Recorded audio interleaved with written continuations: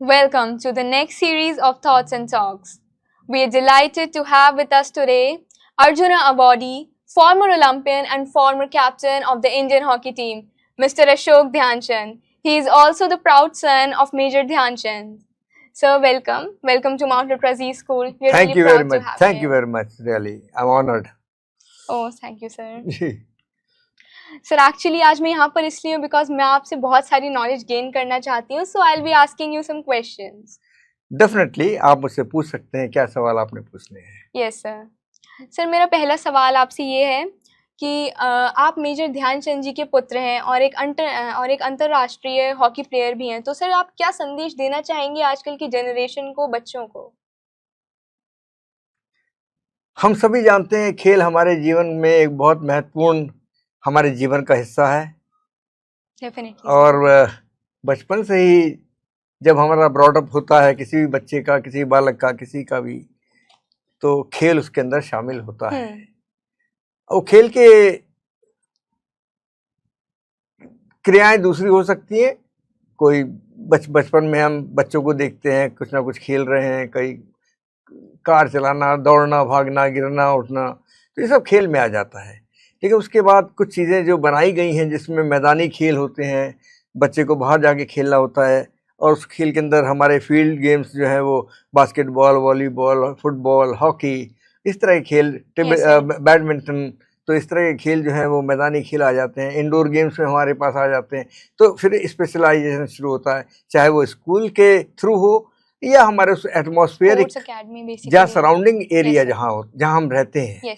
तो हमारे जहाँ रहने का बच्चे का ब्रॉडअप होता है वो ज़्यादा, मैं समझता हूँ, इम्पैक्ट डालता है बच्चे के दिलो दिमाग पर और माइंड के ऊपर कि उसके सराउंडिंग एटमॉस्फेयर कैसा है। अगर वहाँ इस चीज़ को मैं सिर्फ सराउंडिंग एटमॉस्फेयर का नाम दूंगा, तो मेरे जीवन में क्या हुआ कि जब मैंने आँख खोली या मुझे थोड़ा सा समझ में आना शुरू हुआ कि मैं क्या हूँ, दुनिया क्या है, लोग क्या हैं, तो मेरे सामने हॉकी नज़र आई। हॉकी इसलिए नज़र आई कि आज जो भारत की हॉकी का हिस्सा है, जो भारत ने हॉकी को कंट्रीब्यूट किया है पूरे विश्व को, उसका ओरिजिन, उसका एकदम से जो एक्सप्लोर हुआ है वो खेल, वो मेजर ध्यानचंद ने अपने क्रिया से, अपने कामों से, अपने खेल से, अपनी कला कौशल से, अपनी मेहनत से, और उस वक्त जबकि कोई ट्रेनिंग पार्ट नहीं था, कोई ऐसी किताबें नहीं थी, ऐसा कोई कोच नहीं था जो इन बातों को कहे। तो आप ये बात मान के चलिए, सिर्फ एक खेल खेला जाता था, लोग खेलते थे, लेकिन वो कितनी ऊंचाइयों तक जाएगा, उसकी क्या हाइट हो सकती है, इसका उनको किसी को अंदाजा नहीं था। तो उसको हाइट तक पहुंचाना, और हाइट भी एक्सट्रीम हाइट, कब की बात, 100 साल पहले। आज हमारे पास हर चीज मौजूद है। आज हमारे पास वीडियोग्राफी मौजूद है, हमारे पास हर एक्शन की हम उसको वापस उसको ला के देख सकते हैं, कर सकते हैं। उस जमाने में जहाँ सिर्फ आपका दिमाग काम करता हो, और उस दिमाग के बलबूते पे कि मैंने आज 6 दिन पहले कौन सा खेल खेला था, 10 दिन पहले कौन सा खेल खेला था, उसको मैं प्रिजर्व करूं, फिर उसको आज के खेल से मैं उसको कंपेयर करूं, अच्छा खेला कि खराब खेला, तो वो चीज़ ज़्यादा, क्योंकि वो चीज़ आपके दिमाग में बस जाती है। जब आप किसी चीज़ को देखकर कोशिश करते हैं तो हो सकता आ जाए, लेकिन मास्टरी जो है वो तो आपके दिमाग के अंदर, आपके थ्रू, आपके एक्शन से और आपके विल से उससे बनती है। यस सर, मैं आपसे ये भी पूछना चाहूंगी कि खेलों का क्या महत्व होता है बच्चे के व्यक्तित्व को डेवलप करने में, पर्सनालिटी डेवलपमेंट, उसमें गेम्स का क्या रोल है? देखिए, उसी डेवलपमेंट को रोल करने के लिए और आगे बढ़ाने के लिए, खेलों के महत्व को और ज़्यादा इम्पोर्टेंट करने के लिए, अगर मैं ये कहूँ कि ओलंपिक खेलों को 1800-1900 के एंड में, शताब्दी के, जिसको दुनिया में महाकुंभ कहा जाता है, ओलंपिक गेम्स, उसको रखा गया। वो इसलिए रखा गया कि पूरे विश्व के जो बच्चे खेलना चाहते हैं और खेलते हैं, उनको हम एक ऐसा स्टेज दें कि उन्हें प्राउड फील हो कि ओलंपिक या ओलंपियन बनकर हम निकल रहे हैं। Yes, sir. और इस बात को मैं वाकई में कहूँगा, ओलंपिक गेम जिसने भी इजाद किया, जिसने भी इसकी Yes, नींव sir. रखी, उन्होंने एक बहुत बड़ा काम किया विश्व के लिए, विश्व के उन खिलाड़ियों के लिए, उन बच्चों के लिए, कि वो इसको सबसे बड़ा, जैसे कहते हैं ना कि एक बड़ा, सबसे बड़ा Stage मंदिर, दे दिया है। सबसे बड़ा एक जगह है जहाँ खिलाड़ी अपने आप को पहुंचकर गौरवान्वित महसूस करे कि हाँ, मैंने इसमें पार्टिसिपेट किया है, मैं एक ओलंपियन के रूप में गया हूँ। और फिर वो वहाँ मेडल जीतते हैं, और मेडल जब जीतते हैं तो हम सब जानते हैं कि हर देश के झंडे जिसके अंडर में हम सब रहते हैं, जिसके हम प्राउड फील करते हैं, जिसके लिए हम मरने के लिए तैयार होते हैं, तो वो जब झंडा जब ऊपर चढ़ता है और लहराता है आपकी कंट्री का, जब आप मेडल जीतते हैं, तो आप कितने प्राउड अपने आप को महसूस करते हैं। तो वो महसूस करने का थोड़ा सा अंश मुझे भी मिला है। और मेरे पिता, जैसा मैंने आपसे कहा कि उन्होंने तो हॉकी खेल का साम्राज्य स्थापित किया था, तो ऐसे पिता के घर में, ऐसे परिवार में मेरा पालन पोषण हुआ है। आँख खुलने के बाद मैंने हॉकी को ही सामने देखा, हॉकी खिलाड़ियों को देखा। ध्यानचंद साहब से मिलने वाले कितने असंख्य लोग आते थे उनसे, क्योंकि वो 3 ओलंपिक जीत चुके थे। जब मेरे को इस बात का कुछ ज्ञान हुआ कि हॉकी क्या चीज़ है, ध्यानचंद के पास इतने लोग क्यों आते हैं, मेरे चाचा कैप्टन रूप सिंह से मिलने इतने लोग क्यों आते हैं, तो वो जो क्यों का सवाल था, उसका आंसर मुझे कुछ बड़े होने के बाद मिला कि ओलंपिक गेम में खेलने के बाद जब ये मेडल जीते हैं, जिसके लिए सारा देश इनके भावनात्मक तरीके से जुड़ गया है कि एक बहुत बड़ा कार्य इन्होंने देश के लिए किया है। सर, मैं आपसे ये भी पूछना चाहूंगी कि खेल में सबसे ज्यादा जरूरी क्या होता है, शारीरिक क्षमता या फिर मानसिक स्थिरता? खेलों का उद्गम तो शारीरिक क्षमता के लिए ही किया गया पहले तो, कि आप अपने शरीर को हष्ट-पुष्ट बनाएं, स्वस्थ रहें। और ये तो दुनिया में एक बहुत बड़ी शिक्षा भी है हमको कि हम भले ही कुछ ना करें, लेकिन अपने शरीर को कुछ क्रियाकलापों से जो हमारी फिजिकली होती हैं उनके थ्रू हम, चाहे वो योगा हो, चाहे हमारे दूसरी ट्रेनिंग के पार्ट हो, दौड़ना भागना हो, तो उसके थ्रू अपने शरीर को स्वस्थ रखें, ताकि हमारा जितना स्वस्थ शरीर होगा उतना ही स्वस्थ और चेतन में दिमाग रहेगा। तो ये सब चीज़ कनेक्शन है। जब हम फिजिकली ठीक हैं तो हमारा माइंड भी ठीक काम करेगा। हम जो भी कार्य करते हैं फिर उसमें हमारा दिल लगता है, हमारे काम करने की क्षमताएं बढ़ती हैं और हम अपने टारगेट को अचीव करते हैं। सर, मुझे ये भी पूछना था कि किसी भी गेम में, किसी भी स्पोर्ट में ज़्यादा इम्पोर्टेंट क्या होता है, एक जीतने वाली भावना रखना, सिर्फ जीतना, या फिर कुछ सीखना भी? इसको प्रतियोगिता का नाम मिलता है। अगर हम कहीं खेल को कहें तो प्रतियोगिता भी कहते हैं इसको। तो प्रतियोगिता का मतलब आप समझते होंगे कि अपने आप को हमको दूसरे से बेहतर दिखाना है, हमको अपने आप को दूसरे से बेहतर बनना है, हमको दूसरे से बेहतर कार्य करने हैं। तो ये सब चीज़ें जब प्रतियोगिता के नाम पर आती हैं तो कंपटीशंस आते हैं, और जब कंपटीशंस आते हैं तो आपके अंदर नई नई चीज़ें, भावनाएं पैदा होती हैं काम करने की, दूसरे तरीके आप ढूंढते हैं। पहले हम लोग खेलते थे, गए आधा घंटा अपना दौड़ा, ग्राउंड के चक्कर लगाए और हॉकी खेलना शुरू कर दिया। आज के दौर में देखेंगे आप तो आज आधा घंटे की जरूरत नहीं, आज हमको पूरे साल के साल अपने आप को फिजिकली फिटनेस में के उसमें इन्वॉल्व करना पड़ता है, फ्रेम में रहना पड़ता है। हमको कई चीज़ें छोड़नी पड़ती हैं, कई चीज़ें खाने के लिए मनाही है, कई चीज़ें ऐसी होती हैं जो खाना चाहिए हमें। तो ये फिजिकली इसलिए सबसे पहले स्वामी विवेकानंद जी ने यही कहा सबसे पहले कि आपको अगर कुछ बनना तो सबसे पहले जाकर फुटबॉल खेलो। फुटबॉल का मतलब कोई खेल खेलो, तो आपका स्वस्थ शरीर एक अच्छे इंसान को अंदर से पैदा करता है, आपके अंदर से चीज़ें पैदा होती हैं, आप दुनिया में जो काम करने होते हैं वो आप करते हैं। तो इसलिए उसी लाइन को मैं लेकर चलता हूँ कि हमको अपनी ज़िंदगी में अपने शरीर को स्वस्थ रखने की जितनी कोशिश हो वो हमको करनी चाहिए, और मेंटली भी उतना ही स्ट्रॉन्ग हमें रहना चाहिए। एग्जैक्टली। जी जी जी। सर, मैं आपसे ये भी पूछना चाहूँगी, स्पेशली इंडिया में आज हम देखते हैं अगर लोग स्पोर्ट्स को अपनी लाइफ में इन्वॉल्व करते हैं, वो जनरली एज अ हॉबी करते हैं, तो क्या बच्चे इसको as a full time career ले सकते हैं? क्या इसमें चांसेस हैं उतने?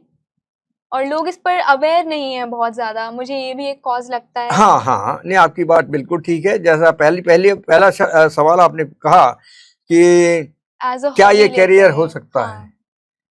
हाँ, अगर आप आज से 50 साल पहले पूछती इस सवाल को तो मैं कहता बिल्कुल कोई कैरियर नहीं था ये, यस सर। स्पोर्ट्स में कोई कैरियर नहीं था। सर मुझे लगता है आई थिंक 50 इयर्स बैक वो ज़्यादा बेटर होता कि अगर मैं स्पोर्ट्स को कैरियर ले लूँ वैसा। कह सकते हैं, लेकिन कैरियर से का मतलब ये कि हर माँ बाप, हर पेरेंट्स जो जिनको ज्ञान बोध होता है वो अपने अपने बच्चों को अच्छी शिक्षा के उसमें रखना चाहते हैं कि वो शिक्षा के थ्रू आगे बढ़े। लेकिन शिक्षा मैं समझता हूँ शिक्षा आखिर है क्या? ये तो हमारे बॉडी का एक हमारा ऐसा एक डेवलपमेंट है जिसके अंदर, जिसको हम चहुमुखी कह सकते हैं कि हमारे अंदर हर भाषा, लैंग्वेज, हिस्ट्री, ज्योग्राफी, दुनिया क्या है, ये पेड़ पौधे क्या हैं, और साइंस क्या है, अंतरिक्ष क्या है, तो ये सब चीजें हमारा ज्ञान है। लेकिन उस ज्ञान को हमने समेट कर शायद एक प्रोफेशन का नाम दे दिया है। और वो प्रोफेशन के थ्रू आज हम डॉक्टर की ज्यादा देखते हैं, हम वकील ज्यादा देखते हैं, हम इंजीनियर ज्यादा देखते हैं। लेकिन पार्ट तो वही है कि आप अपनी जिंदगी में उसके बलबूते पे एक प्रोफेशनल काम कर रहे हैं। ये फ्रीनेस होके जो खाली काम होता है शायद वो खाली खेल है। जब आप फ्री हैं, आपके दिल पे ये बोझ नहीं कि मुझे क्या मिलना है क्या नहीं मिलना। आज से 50 साल पहले कैरियर नहीं था, जैसा मैंने आपसे कहा। हाँ, जब मैंने शुरू किया तब भी कैरियर नहीं था, और उस कैरियर के ना होने की वजह से मेरे पिता हॉकी जादूगर मेजर ध्यानचंद, जिनको पद्म भूषण 1956 में मिला, जिन्होंने 3 गोल्ड मेडल इन ए रो जीते इस देश के लिए, जब हम गुलाम थे। हम जब गुलाम थे, हमारा कोई भविष्य नहीं था, अंग्रेज हमारे पर राज करते थे। उस राज में भारतीय हॉकी टीम का ओलंपिक में जाना, जिनके पास कोई सुविधाएं नहीं, खेल का टाइम जो निर्धारित था किसी भी प्रोफेशन में, चाहे वो आर्मी हो तो आर्मी के अंदर शाम के टाइम 4 बजे आप जाकर खेल सकते हैं। उसके पहले अपने काम कीजिए, नौकरी कीजिए, जो काम डिप्यूट जिसके लिए आप को नौकरी मिली है वो काम करें आप। तो ये प्रोफेशनल बिल्कुल शामिल नहीं था, एम्यूचर था, शौकिया था। क्या कहा, आपका शौक है बैडमिंटन खेला बैडमिंटन खेलो, हॉकी खेलना हॉकी खेलो, कुश्ती करना है कुश्ती लड़ो। तो ये तब होते थे जब हमारे पास रिसोर्सेज नहीं थे, अपने मन से खेलना है, शाम को टाइम मिल गया खेल लिया। अब उसने टाइम में अगर आप सोचिए, वो ध्यान सिंह, जिनका नाम शुरू में ध्यान सिंह था हमारे परिवार में, वो ध्यान सिंह उस खेल को खेलते खेलते उन्होंने इतनी हाइट छुई है और टच करी है कि उनका नाम ध्यान सिंह से ध्यानचंद बन जाता है। लोग उनके खेल के दीवाने हो जाते हैं, और खाली हिंदुस्तान ही नहीं, पूरे देश विदेशों के अंदर ध्यानचंद के नाम की चर्चा होती है। और वो सेंचुरी के बेस्ट खिलाड़ी के रूप में निकल कर आते हैं। सर मेरा आपसे एक और क्वेश्चन रहेगा। मेजर ध्यानचंद जी, वो आपके फादर थे, तो उन्होंने बचपन में कभी आपको कोई ऐसी बात बताई हो जो आपके लिए बिल्कुल पत्थर की लकीर होगी और आपको वो आज तक याद है? आप प्लीज वो हमारे साथ शेयर करेंगे। जी जरूर। अलग अलग एक्सपीरियंस है। मेरा जो एक्सपीरियंस मेरे फादर के साथ में, मेरे बाबूजी के साथ में रहा, क्योंकि वो एक आर्मी पर्सनैलिटी थे, आर्मी से थे। और डिसिप्लिन जो सबसे पहला वर्ड आर्मी के अंदर दिया जाता है वो अनुशासन दिया जाता है। हार्ड वर्क होता है, कमिटमेंट होता है, और उसके बाद आपका समर्पण, कि आपको जो काम किया उसके प्रति समर्पित हो जाएं। तो वो चीज़ें उनके जीवन में थ्रू आर्मी के थ्रू आई हैं, और वो अनुशासन उनके अंदर था, जिसके तहत उन्होंने हम लोगों को इतना ज़्यादा प्रमोट करने की कोशिश नहीं की। और ये बात सही है कि अगर हॉकी खिलाड़ी का बेटा या उनके परिवार का कोई सदस्य को आप जबरदस्ती प्लेयर नहीं बना सकते। आप दूसरे प्रोफेशन में किसी तरह से अपने बच्चों को लाके कर सकते हैं। चाहे वकील का बेटा हो, वकील बन सकता है, इंजीनियर का बेटा है इंजीनियर, क्योंकि वो एक माहौल बन जाता है और लाइन मिल जाती है। लेकिन खिलाड़ी का बेटा खिलाड़ी बने, ये बड़ा मुश्किल काम है। वो तो फिर जब तक योग्यता नहीं होती है बच्चे में और दूसरे में, तब तक वो खिलाड़ी नहीं बन सकता। उनकी कई मिसालें हमारे सामने आज भी मौजूद हैं, जिनके नाम अगर मैं लूँ तो बेहतर, ना लूँ तो अच्छा होगा। लेकिन उनके जितने बड़े टॉप खिलाड़ी हमारे इस देश में रहे हैं, उनके बेटे इतनी हाइट नहीं गेन कर सके जितने उनके फादर ने करी थी। क्योंकि खेल एक ऐसी चीज़ है जिसको आपको खेलना है तो वो सिर्फ आपका खेल है, डेडिकेट होना पड़ता वो आपका खेल है जिसको आप आप प्रदर्शित करते हैं, Yes, जिसको फिर लोग अप्रिशिएट करते हैं। तो ये चीज़ें खिलाड़ी के साथ जुड़ी होती हैं और मुझे इस बात का फ़ख्र है कि मैं उस परिवार से जिसने देश के लिए गोल्ड मेडल जीते, उस चाचा का भतीजा कैप्टन रूप सिंह, जिनके नाम की एक स्ट्रीट जर्मन में म्यूनिख के अंदर Yes, sir. आज भी मौजूद है, जिसको हम कैप्टन रूप सिंह स्ट्रीट के नाम से जानते हैं। तो क्या ये हमारे परिवार के लिए गर्व करने की बात नहीं है? क्या ये इस देश के लोगों के लिए गर्व करने की बात नहीं है कि एक खिलाड़ी, बाकी में तो हो सकता है Yes, कहीं sir. भी, लेकिन खिलाड़ी के तौर पर दुनिया में अगर वो नाम करते हैं और उनका जिक्र होता है, उनका कोई मोमेंटो या मोन्यूमेंट ऐसा बनता है, तो वो परिवार के हमारे दिग्गजों ने दिया है। चाहे वो मेजर ध्यानचंद का लंदन के अंदर major Dhyan Chand stadium, Yes, sir. तो आप इस बात को एक गर्व करने की बात है। बिल्कुल और तो है। और 2012 में मैं इंग्लैंड का जो ओलंपिक गेम्स हुए Yes, थे, sir. मैं उसमें मुझे जाने का अवसर प्राप्त हुआ था। एक ऑब्जर्वर के रूप में मुझे सरकार की तरफ से भेजा गया था और जब मैं वहाँ जाता हूँ और वहाँ पर सबसे बड़े एक मैप मुझे मिलता है कि यहाँ उस मैप के अंदर एक स्टेशन का नाम मेजर ध्यानचंद मेट्रो स्टेशन रखा जाता है 2012 में। एक मेट्रो स्टेशन का नाम कैप्टन रूप सिंह मेट्रो स्टेशन रखा Yes, जाता है और तीसरे का नाम लेस्ली क्लाउडियस मेट्रो स्टेशन का नाम रखा जाता है, जो ओलंपिक एरिना से अटैच Yes, sir. आखिरी स्टेशन होते हैं। तो 3 हमारे दिग्गजों के नाम इंग्लैंड के कमेटी ने रखे, तो क्या ये देश के लिए गर्व करने की बात नहीं कि हमारे 3 इंडियंस के नाम Yes, sir. इंग्लैंड में रखे हैं। जर्मनी में स्ट्रीट है, वियना में एक 4 हाथ की मूर्ति बनाई गई थी ध्यानचंद की, कि एक शख्स ऐसा है जो किसी भी तरह किसी भी सिचुएशन में खेल सकता है, तो उनकी मूर्ति बनाई गई थी।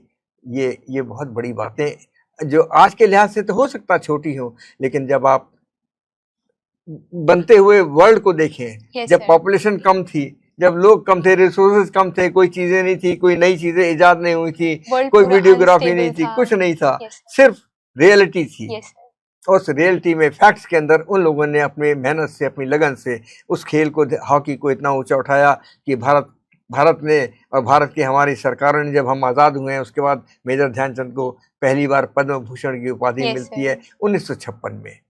तो ये खिलाड़ी के लिए एक बहुत बड़ा अचीवमेंट था कि 1956 में पद्म भूषण। तो ये सब हमारे परिवार की और उस खिलाड़ी की मेहनत है जिसने सिर्फ एक ही लाइन में देखा कि मुझे देश के लिए हॉकी खेलनी है, I have to play for my country, कि मेरे देश का झंडा ऊपर चढ़े।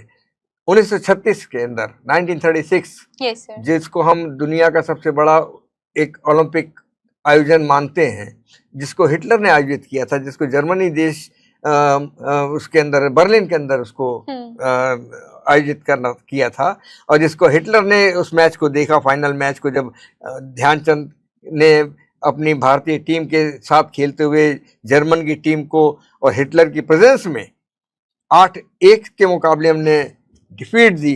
तो आपने हिस्ट्री में तो हिटलर का बहुत कुछ पढ़ा होगा और शायद जानते भी होंगे, आप जानना भी चाहिए कि वो चाहता था कि मैं सुपर हूँ, मैं सबसे अच्छा हूँ, लेकिन हम गुलाम थे अंग्रेजों के उस टाइम में, और हमने उस गुलाम टीम ने जर्मन के उस तानाशाह इंडिपेंडेंट टीम को हरा दिया।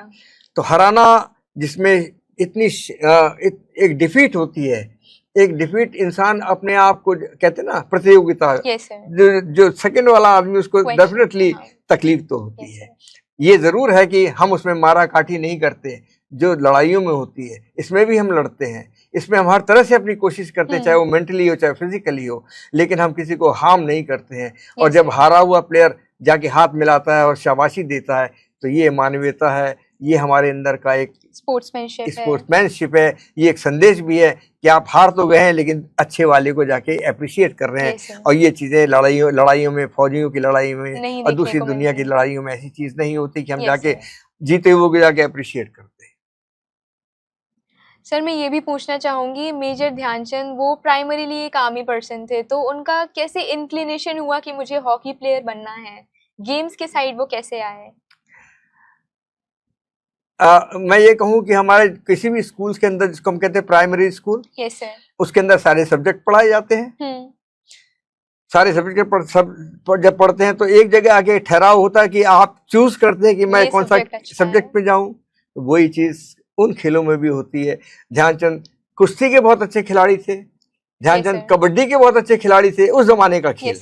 आज तो हर चीज बढ़ गई है। बैडमिंटन के लिए पैसे, रैकेट खरीदने के लिए पैसे नहीं थे लोगों के पास, जो गरीब है, और मोस्टली गरीबी थी हमारे देश के अंदर, हम आज़ादी की तरफ बढ़ रहे थे।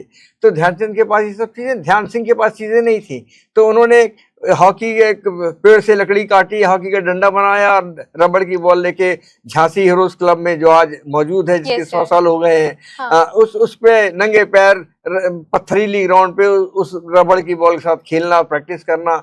तो प्रैक्टिस करते करते होता ना, एक अपने आप से बोध आता है, एक ज्ञान आता है, अंदर से एक आवाज आती है कि नहीं, ये जो तुम कर रहे हो इसके अंदर इस तरह से करो, इम्प्रोवाइज कर सकते हैं, अपने आप से सेल्फ असेसमेंट करो, यस सर, अपने आप से अपना विश्लेषण करो।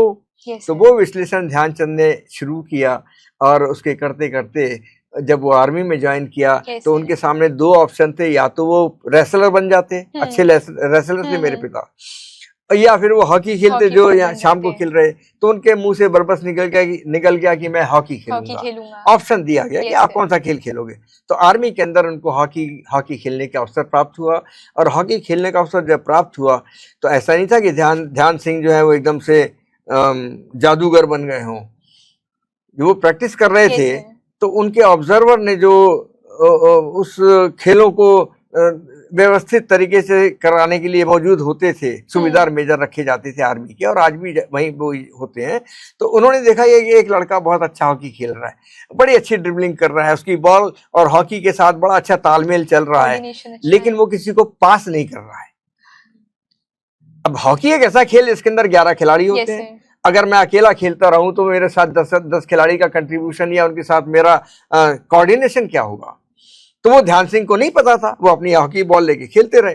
इतने टाइम में सूबेदार मेजर की नजर जब 2-4 दिन पड़ी, उन्होंने ऑब्जर्व किया। एक दिन ध्यान सिंह को बुलाते हैं और वो कहते हैं, लड़के, जो आर्मी की लैंग्वेज, लड़के इधर आओ। ध्यान सिंह दौड़ कर आते हैं, सैल्यूट करते हैं, खड़े हो जाते हैं अटेंशन में। तो उनका नाम पूछते हैं सूबेदार मेजर की, तुम्हारा नाम क्या है? तो ध्यान सिंह बोलते, मेरा नाम ध्यान सिंह है। तो तारीफ करते हैं, उसके मनोबल को बढ़ाने के लिए वो उनको कहते हैं ना कि क्रिटिसाइज नहीं, अप्रिशिएट करते हैं कि तुम्हारी हॉकी बहुत अच्छी है, तुम्हारे हॉकी खेलने का ढंग अच्छा है।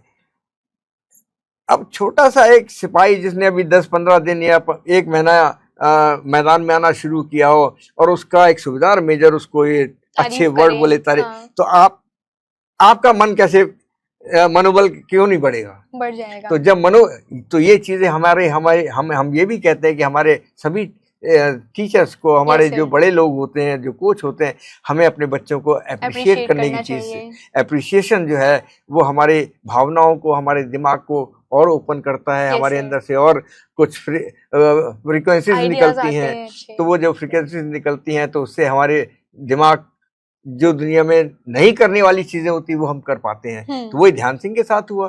अब उन्होंने जब इतना अप्रिशिएट मिला, उन्होंने कहा ठीक है तुम खेलो, सिर्फ एक काम से में जोड़ लो, अपने खेल में तुम एक काम जोड़ लो। वो ये खेलना जोड़ना ये है आपने कि अपने खेल में how to pass the ball, because 10 players are, वो भी आपके साथ के हैं, और वो 10 प्लेयर इसलिए कि जिस वक्त मौका मिले कि हमें उसकी हेल्प लेनी है, और आपका दिमाग का है कि ये प्लेयर बेहतर है कि उसको पास दूं, कि इसको पास दूं, कि उसको पास दूं, कि उसको पास दूं।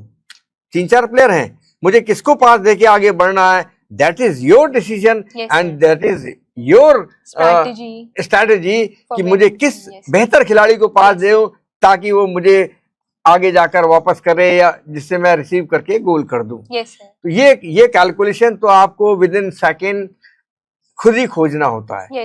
इसीलिए मैं हॉकी खेल में अपने बच्चों को, जिनको मैं सिखाता रहा हूं, मैं हमेशा ये बोलता हूं कि जो पास देने वाला प्लेयर होता है वो असली खिलाड़ी है, रिसीवर नहीं है। उसको तो अच्छा पास मिलना चाहिए, जो मैं अच्छा पास दूंगा उसको, तभी वो मुझे उस मोमेंट के ऊपर वापस कर सकता है, या आगे कुछ जो काम करना वो कर सकता है। तो ध्यान सिंह ने अपने खेल में इस चीज को, जो उनके उनको गुरु माना, बाले तिवारी साहब उनका नाम था, जो उनके सूबेदार मेजर थे, उस बात को उन्होंने गिठान बांध के रख लिया। और गिठान बांध के नहीं रखा, पहले तो वो सिर्फ 4 बजे जाके जो फॉर्मल होती है जाके खड़े हुए खेलना है। अब उस खेल को और आगे बढ़ाना है, तो कैसे बढ़ाना है, उसके लिए तो इन्वॉल्वमेंट चाहिए, उसके लिए आपका डेडिकेशन चाहिए, आपका सेक्रीफाइस चाहिए। सेक्रीफाइस क्या किया उन्होंने कि दोपहर के वक्त में जब सब लोग आराम करते थे, चाहे वो सर्दी गर्मी बरसात, टेंट में रहना होता था। टेंट में, मकान भी नहीं थे, कमरे भी नहीं थे, टेंट में रहना होता था। और अपना दोपहर के वक्त में हॉकी ली, बॉल ली, और उनके साथी खिलाड़ी सो रहे होते, आराम कर रहे होते थे। ध्यान सिंह अपनी हॉकी बॉल लेके कोने में जंगल में जाके प्रैक्टिस करते थे। अब जब प्रैक्टिस करेंगे तो आप विचार करो आप कि मैं ऐसी प्रैक्टिस करूंगा तो अब मैं अपने आप से जुड़ गया, अपने दिमाग से जुड़ गया। अब मैं इमेजिनरी चीजें मैंने क्रिएट करनी शुरू कर देने की, किस वक्त में कैसी बॉल पकड़नी है, कैसे जाना है, वो सब चीजें ज्ञान डेवलप होता चला गया। शाम के वक्त, रात के वक्त, खाने से पहले, डिनर से पहले पता लगा ध्यान सिंह अपनी हॉकी स्टिक बॉल लेके, धुंधल का हो रहा है, चांदनी रात भी हुए तब भी चलेगा, वो अपनी प्रैक्टिस करते थे। तो वो जो एक्स्ट्रा प्रैक्टिस थी, जिसको हम होमवर्क कहते हैं,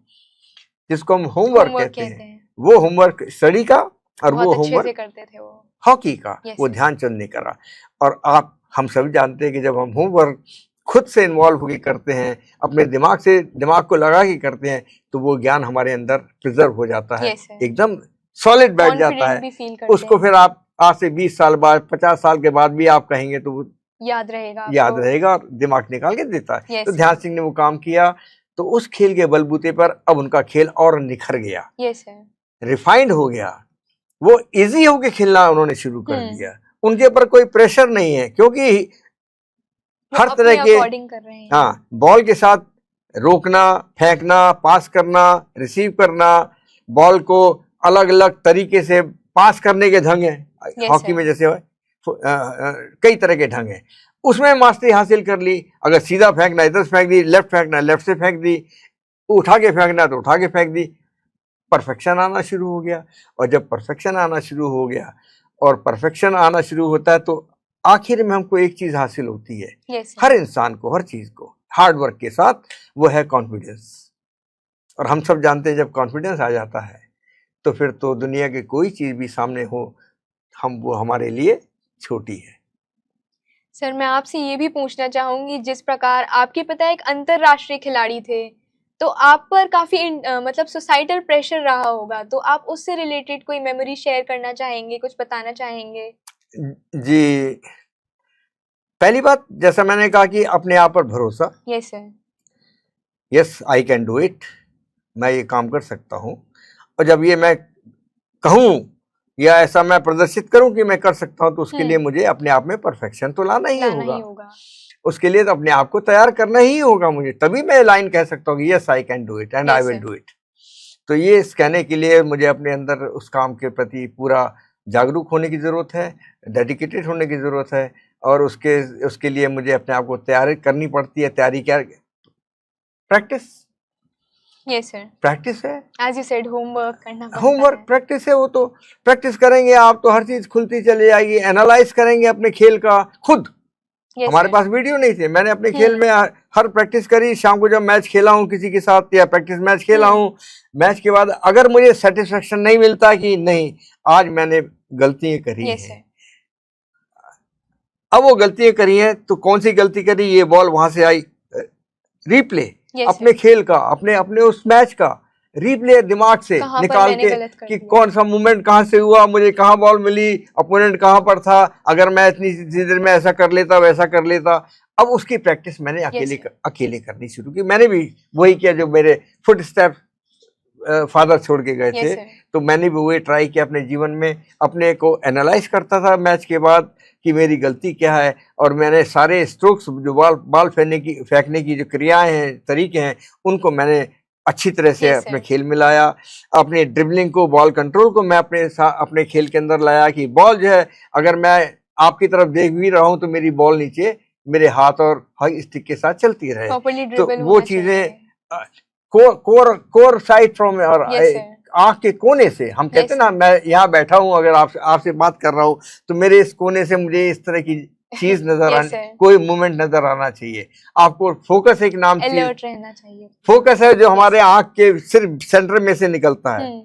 हम देख सब कुछ रहे हैं, लेकिन जो चीज फोकस पे आती है उस पर ही आप कंसंट्रेट करते हैं, साइड की चीज को आप छोड़ देते हैं। लेकिन खेल के अंदर वो साइड के मूवमेंट को हम पकड़ते थे कि कौन सा मूवमेंट हो रहा है, कलर कौन सा है शर्ट का, जूते कौन से हैं, तो पता लग जाता था कि ये तो मेरा प्लेयर है। अब मैंने अपोनेंट को बिना देखे, वो ये समझ रहा कि इसने मुझे नहीं देखा है, ये इग्नोर कर रहा है, या ये समझता नहीं कि मैं खड़ा हूं या हूं। मुझे मालूम है कि वो खड़ा है या नहीं खड़ा है। नहीं खड़ा है तो मैं अपने प्लेयर को पास करता हूँ, खड़ा है तो मैं उधर पास नहीं करता हूँ, मैं और कहीं से जाके बॉल को निकालता हूँ। तो ये चीजें खेल के अंदर, जिसको हम टैक्टिस कह सकते हैं आप, लेकिन इसको हमको गेन करना पड़ता है अपनी प्रैक्टिस के थ्रू, अपने हार्डवर्क के थ्रू, इन चीजों को, तब हम बॉल के साथ जस्टिफिकेशन कर सकते हैं, जस्टिफाई कर सकते हैं। और वो चीज़ मैंने सीखी। ऑफ कोर्स ध्यानचंद और रूप सिंह साहब तो दुनिया के बेजोड़ खिलाड़ी थे, और दिग्विजय सिंह बाबू एक अनादर हमारे खिलाड़ी यूपी के, उत्तर प्रदेश के हुए हैं, जिन्होंने ओलंपिक के अंदर कैप्टनसी की, और जिनके बारे में ये था कि वो 6-6, 8-8 मील बॉल के साथ बॉल की ड्रिबल करते थे। तो जैसे ये सब बड़े नाम थे, हम तो उनसे इंस्पायर हुए हैं कि हमको उनको देखने का, उनके साथ रहने का अवसर प्राप्त हुआ। और जब हम ओलंपियन से मिलते थे, मेरे फादर भी ओलंपियन थे, लेकिन कभी हमारी बातें नहीं होती थी खेल की।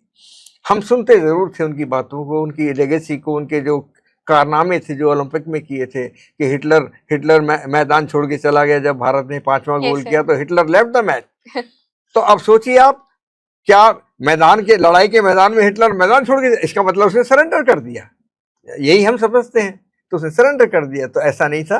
तो उसको सरेंडर किया। फिर ध्यानचंद को वो ऑफर भी करता है हिटलर कि तुम मेरे देश में आ जाओ, तुम इंडिया के अंदर तो लेंस नायक हो, सिर्फ 2nd रैंक आर्मी की, तुम तो लेंस नायक हो, तुम तो मेरी फौज में आ जाओ, मैं तुम्हें बड़ा पद दूंगा, ओहदा दूंगा, तुम यहाँ पर मेरे देश के लिए खेलो। लेकिन ध्यानचंद अपने देश के लिए एक लाइन कहते हैं कि मैं खेलूंगा तो अपने देश के लिए, मैं तुम्हारे देश के लिए नहीं खेल सकता। अब ये सब बातें वो हैं जो देश के लिए, तो ये हम मान के चलते हैं कि उन्होंने निस्वार्थ भाव से कि मुझे क्या रिटर्न मिलेगा उसको नहीं सोचा। इंडिया के लिए सब कुछ किया। मुझे अपने, मैं जो कर रहा हूँ वो मुझे देश के लिए करना है, मेरे देश का झंडा चढ़ेगा, मेरे देश का सम्मान होगा, वो उन्होंने किया। सर, मुझे बहुत ज़्यादा अच्छा लगा आपसे बात करके, and it was really knowledgeable. Thank you so much, आपने हमारा इनविटेशन एक्सेप्ट किया, आप यहाँ आए, आपकी presence, that was really nice, very nice experience. Thank you sir. वाह, सो नाइस। मुझे वाकई में इस स्कूल में जब मैं आता हूँ, इसके आप पहले भी इसका तो इसको मैंने वाकई में बढ़ते हुए देखा, और आज मैं महसूस करता हूँ कि one of the best school. मैं झांसी की बात नहीं करता हूँ, उत्तर प्रदेश में ये स्कूल और यहाँ के बच्चे और ज़्यादा नॉलेज गेन करें। नॉलेज के साथ साथ खेलों में भी मैदान बने हुए हैं, बच्चे खेलते हैं, खुले दिल से खेलते हैं। तो उनके जो कहते हैं ना, फ्री स्पिरिटेड, जो उनकी जो दिल में होता है कि जैसे आपने सवाल पूछा था कि आपने हॉकी कैसे चूज करी, सभी खेल खेलते थे। अब सभी खेल खेलकर कोई एक खेल पकड़कर उसमें मास्टरी करें, आगे बढ़े, तो स्कूल का भी बड़ा नाम होता है कि हाँ, ये बच्चा हमारे पास से हमें निकला है। आप जब एकेडमिक तरीके से आगे बढ़ते हैं तब भी खुशी होती है कि हमारे बच्चे स्कूल के नाम दे रहे हैं। तो खेलों में भी हम आज बढ़े। और एक चीज और बताऊं, जो आपने सवाल किया, कैरियर नहीं था, आज कैरियर बना हुआ है। इस हॉकी के स्पोर्ट्स के अंदर कई लाइनें मिल गई हैं, चाहे वो हमारे हॉकी की हो, खिलाड़ी की हो, कोच की हो, असिस्टेंट कोच की हो, और तो और हमारे मेडिकल साइंस की, स्पोर्ट्स साइंस की हो।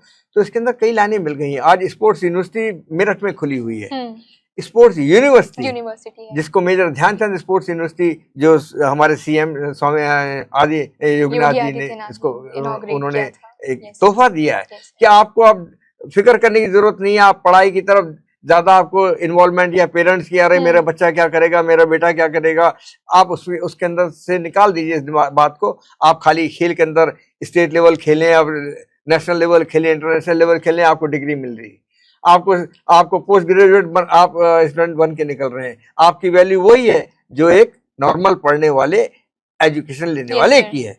तो जब डिग्री मिल जाएगी तो आपको नौकरी मिलेगी। और अगर आप देश के लिए आप खेलते हैं और आपने इंटरनेशनल खेल लिया, तो फिर तो इस देश के अंदर आपको पता ही है कि अगर आप ओलंपिक के अंदर मेडल जीत कर आते हैं तो 5 करोड़ तो हमारी सेंट्रल गवर्नमेंट देती है। रिकॉग्निशन भी होता है, रिकॉग्निशन लगता है कि हमने अपने जीवन में कुछ किया है। तो ये जो कुछ किया है, इसको हासिल करने के लिए कोई सा भी क्षेत्र हो, उसमें हमारे बच्चों को ध्यान से काम करने की जरूरत है। एकाग्रता के साथ, कंसंट्रेशन के साथ, Yes, sir. मेहनत के साथ। दुनिया में एक एज आती है जब हम उसको 18 से 22 साल 23 साल की जो बात करते हैं, बस वही जगह है जहाँ पर हमको दिमाग को और अपने शरीर को बहुत संभाल के रखने की ज़रूरत है, जिससे कि हमारे देश के बच्चे और अच्छा काम कर सकें और करते हैं। आप आज मैं भी जानता हूँ इस बात को कि भारत के हमारे जो बच्चे हैं बड़े इंटेलेक्चुअल हैं और उनके अंदर बड़ी क्षमताएं हैं और दुनिया में वो नाम कमा रहे हैं। Yes. कहीं भी जाते हैं तो उनका जिक्र होता है, भारत का जिक्र होता है, ये भारत के बच्चे। तो ये चीज़ें चलती रहे। हाँ, खेल और ज़रूरी है। खेल के अंदर जो हमको एक ख्याति प्राप्त होती है, जो हमारे बारे में चर्चाएं होती हैं, बात होती है, बेसिक लाइफ लेसन्स भी मिलते हैं। वो एक अलग अनुभूति Yes, है। sir. तो इन चीज़ों के साथ मैं जुड़ा हूँ, मुझे भी ऐसे अवसर मिले हैं और मुझे भी वो मौके मिले हैं। वो थ्रू स्पोर्ट्स हैं, वो थ्रू हॉकी हैं और मेरे उस खेले हुए वो मैचेस हैं जिसको Yes, लोगों ने रिकग्नाइज किया है और वो स्नेह और प्यार मुझे मिला है। आज ध्यानचंद साहब का बर्थडे है Yes, और sir. उनका जन्मदिन है, राष्ट्रीय खेल दिवस है। पूरा देश खेलों की बात करता है। इससे बढ़कर इंसान और क्या दे सकता है जो पूरा देश खेल की बात करे। एक पूरी इंडस्ट्री के साइड इंक्लिनेशन हुआ है उनका। एग्जैक्टली।